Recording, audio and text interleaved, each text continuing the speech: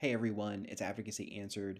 My name is Mike Kondratik, and today we're going to talk about the importance of relationships in advocacy. And look, it's true. Every organization that I have advised, I've generally recommended the same high-level strategy of investing in relationships with both your advocates and legislators. And there's two main reasons for this. The first, connection is just a basic human need. Lots of authors who have nothing to do with advocacy have talked about different angles on this basic human need. So you could read Viktor Frankl, who talks about the psychological rationale. Brene Brown provides the sociological reasoning.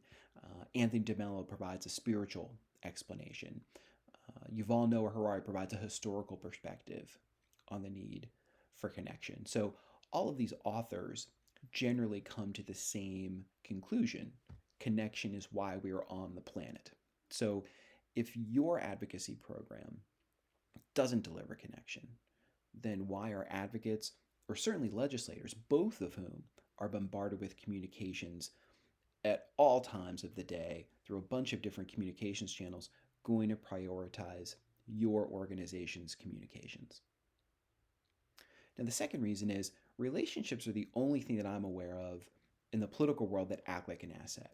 So, in other words, you invest your time and attention and care in a relationship, and over weeks, months, and certainly years, that relationship builds and grows in value and ultimately gives your organization the opportunity to be successful, regardless of the issues that you're engaging on. Okay, advocates, again, are just more likely to remain engaged with your program.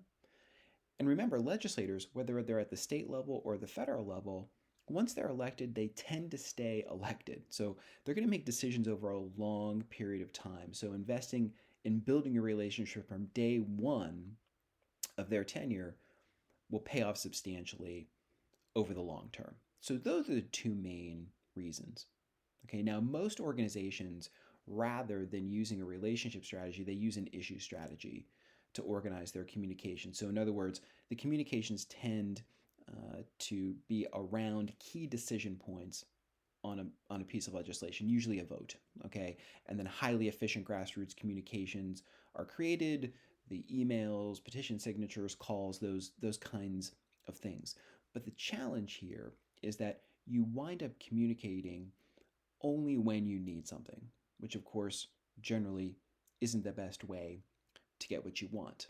Okay, now the relationship approach flips this on its head, and rather than focusing on those key decision points, you're focused on all the time in between, right? And you're dedicated to communicating when you don't need something, okay? And you have the time to invest in inefficient grassroots communications that are far more likely to be memorable and to stand out, okay? Like personal handwritten letters. Legislators get very little postal mail.